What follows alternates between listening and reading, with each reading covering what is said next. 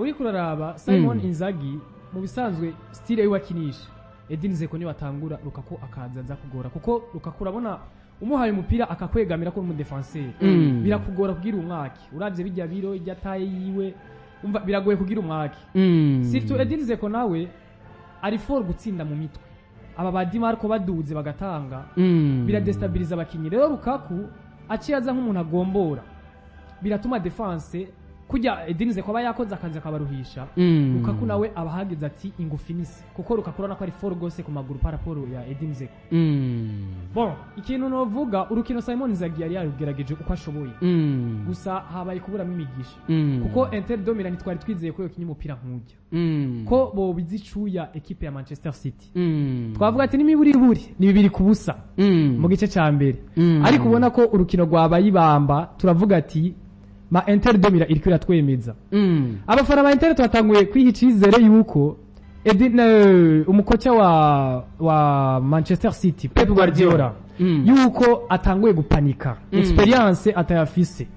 ariko ubona ko yagiye arasoma urukino agaha confiance abakinyi biwe akabamotiva kugira bakine aha kuri novuga ko ari ibyo kuko ugiye kuraba Inter bagerageje ibyo bashoboka imigisha yabuzemo yego Sevre naho habaye ukwinubana muri atake ariko bagerageje uko bashoboye ni hamwe mu mupira wakubwira ati urindira ifirimbi ijyanye mariga ikavuga hama ukakira uko bigenze tugenda kwa Man City igitego kimwe kubusa Pep Guardiola akora amateka yakoze kwa Barcelona atwara triple kandi yongera bikora kwa Man City abo numva umutozo wa kabiri mu Bwongereza inyuma ya Sir Ferguson Man City kimwe Inter de Milan ubusa mwatsinze mukonvenka yego cyane kabisa abasore banje kabisa ba Man City bigenje neza mu rukino bakoze akazi neza kabisa naho match itaratangura hagisohoka liste de base bamwe batanguye kugira amadute kubwugarizi kuri nimero kabiri babonye ko Kyle Walker yari kuri bench ariko yarasanzwe afise akabazo k'imvune yagize muri finale ya FA Cup bahura na Manchester United mugabo kabisa baje bavyitwaramo neza abasore bo bugarira urukino turarukina naho haje kubamo twahungabanye kato ku munota wa 34 umukinyi Kevin De Bruyne urufunguruzo rwacu rwa Man City yagize ikibazo ebana turamera nk'abataye ubwenge kabisa wabonye no kuri stade se abakubantu barakobara match abafana kabisa bihebuye Pep Guardiola aramera nk'upanika gatoya mugabazana umusore akiri muto cyane Phil Foden urana ko yaje byifatamo neza urukino mbere araruhindura arongera ruhindukiza Richarlison Pep Guardiola gutwara Ligue des Champions 3 EPL 5 Bundesliga 3 La Liga 3 UEFA Super Cup 3 DFB Pokal 2 UEFA Cup 2 Copa del Rey 2 English Cup 4 Spanish Super Copa 4 Guardiola ni umutoza wa mbere kuri iyi si sindavyemera ko ari umutoza wa mbere kuri no sisi aracabura iki aracabura no vuga ngo kuba Jonathan ko navyo bikomba ari kumwe n'imigwi itandukanye Level yabikoze kwa Barcelona ariko ku rundi ruhande nkaraba no vuga ngo beshi baravuga ngo Pepe Guardiola muzi mumenyeza wa mbere kuri nosi ariko Chelsea ndamubona ko ari mumenyeza wa mbere kuko no vuga irya squad City no musi fise uwo yihereza mumenyeza wari we wese ari yamezire ko Jonathan ko navyo bikombe ndavuga ngo ubanzura mumenyeza wa mbere nje nemera kuno musi dufise ari kwitwa Jose Mourinho urabona vuga ngo yagiye mu equipe ya AS Roma arayubaka equipe Bruno itahukana igikombe ca UEFA Conference League uno mwaka twabonye equipe novuga ngo amaze imyaka 2 ayimazemwo bakinye novuga ngo finale ya UEFA Conference League banayitahukana bakina novuga ngo finale ya UEFA Europa League Level baje kubona ibura bayakwana equipe ya Sevilla mu gihugu ca Espagne rebe bivuze iki novuga ngo Pepe sinshobora kubona namushira novuga ngo uri mu banyeze bo kugwego go hejuru buri bundi usibye ko novuga ngo yifite icyo kizere kwa City squad no musa fise uwo yihereza novuga ngo mu banyeze wari we wese ari amezire ko natahukana ibyo bikombe Julian Alvarez ku myaka 23 nivyo arafise igikombe c'isi arafise Copa America arafise CONMEBOL arafise EPL arafise Ligue des Champions arafise FA Cup arafise Copa Libertadores arafise Copa Sudamericana arafise Super Copa Argentina arafise Argentine Champions arafise Trofeo do Campeonatos arafise Argentina Cup ku myaka 23 Julian Alvarez tugenda imbere yanje amateka yayanditse koko bizakomeza novuga ko nka Lionel Messi nawe novuga ndiko numvaga mu bitabo by'aba legende Julian Alvarez kabisa novuga yuko ari umuhungu w'umunyamigisha iyi sezo imubereye umugisha kabisa aho gashimire n'Imana mugabo icyo kintu sinoza kugihagarara ko cyane ngo araza kuza mu barijande aracafisa akazi kenshi kari imbere wiwe ko gukora kabisa kuko aba bagabo ba Lionel Messi barafise bubatse izina bivanye ibikorwa byinshi bagiye barakora yego ya ku ruhande rw'ibamfu rwanje Julian Alvarez ku myaka 23 kiretse navuga abakinyi 12 gusa babikoze bagatwara igikombe cy'isi na Ligue des Champions barimo Beckenbauer barimo Benta barimo Hones barimo Koppelman barimo Meyer barimo Gerard Muller barimo Schwanzebek barimo Karambeu barimo Carlos Roberto barimo Sami Khedira barimo Rafael Varane Alvarez Julian umwana muto imyaka 23 aje mu barejande koko umunsi umwe atwara Ballon d'Or nawe ya ugiye kuraba Alvarez agize imigisha ino sezo nkuko mugenzi wanje abivuze n'abakinyi bake bagira iryo bakwe iryo kugira gushika ku ntambwe Alvarez ashitseko Alvarez yavuye muri Argentine ari umukinyi atsinda gose mugabo tuza tuvuga ati rijya higanwa riracari hasi ntiyoza yiyempika muri aya mahiganwa y'abakuzi Alvarez tugiye kuraba yatwemeje muri Coupe du Monde Alvarez ntawe ari bizeye ko gize championnat ya Coupe du Monde nk'ijya nziza Alvarez yakina ariko twavuga ati ntari kuri ya level yo kuza approve abantu ko ari capable gukina muri aya mahiganwa atanu mugabo rero dusubiye inyuma gato uvuze ko agiye mu ba legende iryo ni jambo riremereye cyane gose ugiye kuraba ntiwofatira kuri sezo imwe ucuja mu barijande aba Vinicius barakina neza bamaze imyaka myinshi kuruta paraporo ya Julian ariko ntibaraja mu barijande mugabo niyo bariko baraja mu gihe byo bandanya bigenda uko amahigura yafise yo gutahukana Ballon d'Or noko Richarlison tugende kwa Erling Braut Haaland atwaye Premier League atwaye kandi EPL Golden Boot atwaye kandi EPL Player of the Season atwaye kandi EPL Young Player atwaye kandi FA Cup atwaye kandi Ligue des Champions abaye kandi uwatsinze ibitego byinshi muri Ligue des Champions uno mwaka mu kwa 10 itariki 30 hatangwa Ballon d'Or bena Lionel Messi Erling Braut Haaland na yaye mahiga wo mwaka gutwara Ballon d'Or imbere ya Leo Messi sindabibona benshi niko babibona ko ubutwa Erling Braut Haaland agiye kubona vuga ngo yo naja mu bahiganwa iyo Ballon d'Or Rebre agiye kubona naja ariko kumva yo itahukana Celestin uvuga ngo namba uvuga ngo waraciye mu mashuri mato canke ndetse no mu mashuri yisumbuye uvuga ngo kenshi hariho uvuga abantu twabatuzi iti urya muntu mbonye ko tuko turahiganwa chempiganirwa ikibanza ca kabiri bundi ikibanza ca mbere n'iciwe kenshi ndongo twagiye tubona uyu mukinyi uvuga ngo ukabona ko witwa Lionel Messi ndetse n'uwitwa Cristiano Ronaldo uvuga ngo muri kumwe n'uvuga mu higanwa wikuramwo hakiri kare bivuze iki Lionel Messi ndetse n'uwitwa Erling Braut Haaland benshi baramuha amahirwe ariko nanje ndavye n'uvuga ngo amategeko ya FIFA icavuga mu gihe n'uvuga ngo habaye ndavuga Coupe du Monde hari amategeko menshi baraba ubwa mbere na mbere barabanza bakaraba umuguserukira gihugu wiwe wigeneje gute atwibukanye uwitwa Erling Braut Haaland equipe ya Norvege ntiyashoboye kubona uvuga ngo kwitabira ino higanwa rya Monde ya 2022 umusaza nabonye hari ikarakina twazime division mu gihugu ca Hollande niho bari bamutije kwa Manchester City kugira ngo umusaza ntashobore kubona yo nasubira niveau yo subira hasi Lionel Messi twavuga ngo ngo yatwaye igikombe c'isi aragitwara kuko no mu ndoto ziwe byarimwo kwa Paris Saint-Germain Irevre ntiyahabaye neza ariko navuga ngo no mwaka ukweneze ukora byakoze yabikoze neza papuro mu mwaka uheze rero bivuze iki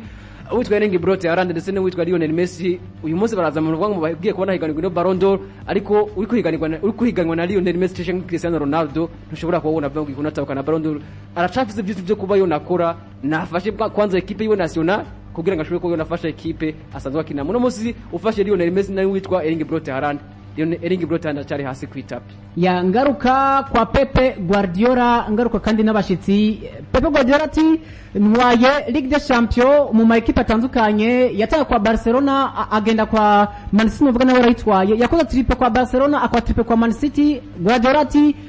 Real Madrid yitonde mufite 14 imwiravuye amaze 13 byanga byakoze nimusinzira gato ndazikuramwo Guardiola kwa Man City arabikora biragenda gute kwanza Guardiola akakajambo yavuze ko ngo Real Madrid ngo biritonda ngo twaje ngo ya mbere ngo murabona ko tumaze kuba tuyifata ubundi ngo mudusumbya ngo 13 nizo zisigaye turazizana ngo musinziriye akora akajambo navuga ko yakoresheje nyene agomba gutweza nk'abantu mugabo vraiment Man City ikaguma kwirevo iriko iracyatwara n'izindi Champions League kuko bafise squad ikomeye cyane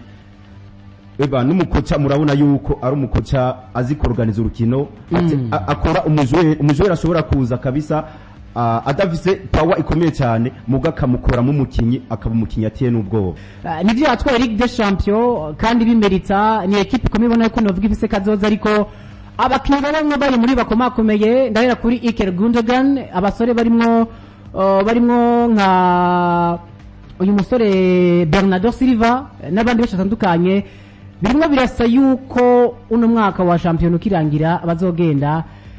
Man City nakaye kazoza kayo ko nuvuga menshi bage bayagikombe bagira bigire iragenda gute imyaka iza Man City uyitege nuvuga n'indi myaka ya Man City ubona yuko abakinyi babo bariko basa n'abagomba kugenda mugabo tugiye kuraba neza hariko hagenda abakinyi twovuga ko imyaka iri kwirajana mugabo muri football y'ubu naho nitwirengagize ko ubu tubona ko abakinyi bakiri bato aribo bariko bazi babikora neza paraporo y'abatamu c'est vrai birashika mu mugwi haba hakenewe umuntu w'umurijande nk'aba ba Kevin De Bruyne agakinana n'abana kugira azarabahanura Man City bafise umukoca twovuga yuko ikintu cerekeye recruitment yiwe aba ari recruitment meza cyane ubona ko aza amuvyarira umusaruro mwiza umukinyi vyitwa ko yoba yaraguze twari twizeye ko azohava kina mugabo atari ko arakina ni Calvin Phillips nawe nuko yagize imvune ngira hanyuma ntiyabasha kwisanga mu mikenyero yiwe ariko ubona ko Man City bafise umukoca azi ibintu vya recruitment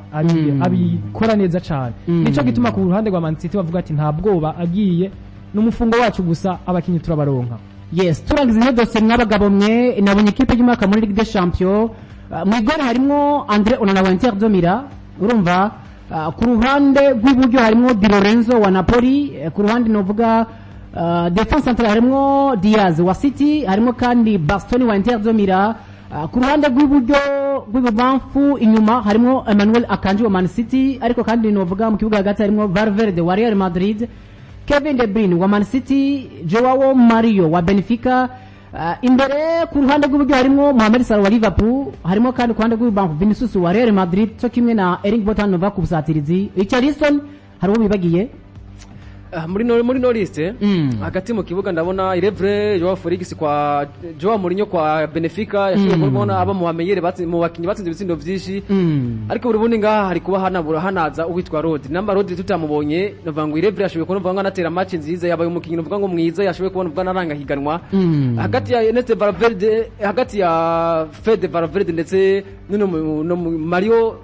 kuva kwa Benfica hari kuvamwe umwe hakaza witwa Rodri kuva kwa Manchester City sino ku rundi ruhande Mohamed Salah Erling Haaland ndetse na Vinicius Junior imwe rakanje kwamenya ate match nziza ushire ko Andre Onana novango niwe munyegoro no munsi mwiza novango yaranze Ligue des Champions urundi ngaha ntibihenza witwa Rodri ngahategezwa kuba yaje mwino list ya turangiza iyo dosiye mwabagabo mwe uno mwaka wa shampiyona navuga uraheze ndavuga Ligue des Champions ku mwaka uz'amakipe menshi arimo aritegura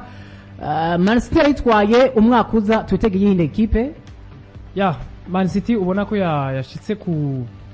kwihangiro ryabo bari bashaka gushikako ubona ko bari babinyotewe igihe kitari gito bakorana inguvu Man City twobakeza uko bashizemo inguvu nyinshi umwaka uza barayitwara umwaka uza biragoye cyane nibiri kwiyubaka gose ngene imbere yanje Man City yagitwara uno mwaka kandi equipe ikomeye novuga ifise kazoza ku mwaka uza gitwara cyangwa kiratwara yindi uramahigwe nde Man City kabisa yabikoze neza uwo mwaka ariko nka jewe nk'umufana wa FC Barcelone ebana mu mwaka uza batwitege kabisa turashobora gutwara Champions League mwa Barcelona ego mu mwaka uza irataye Catalogne kabisa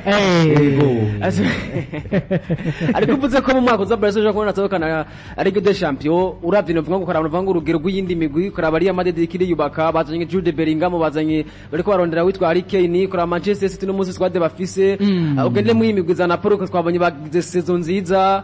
urevye uje kwa Liverpool bariko bari yubaka urabona ko hari amahirwe yo kubona nimwe atokana Ligue des Champions de squad mufise uravye n'indi migwi squad bafise ego cyane squad dufise uno munsi na recruitment turiko turarondera hamwe bajure vraiment turiko turarondera twobazana mu mwaka uzazo bari kipe itinyitse kabisa tugaruka kuri Real de Madrid yo kabisa hajyaye gutakaza kari mu Benzema biraza kudestabiliza Real de Madrid kuko Real de Madrid na Benzema wayo muri Champions League bari batinyitse cyane iraza kuba point faible ya Real de Madrid. ya nuko vyari ivyo hari ku munsi novuga wa gatatu novuga itariki 10 ya finale Ligue des Champions mwabantu mwe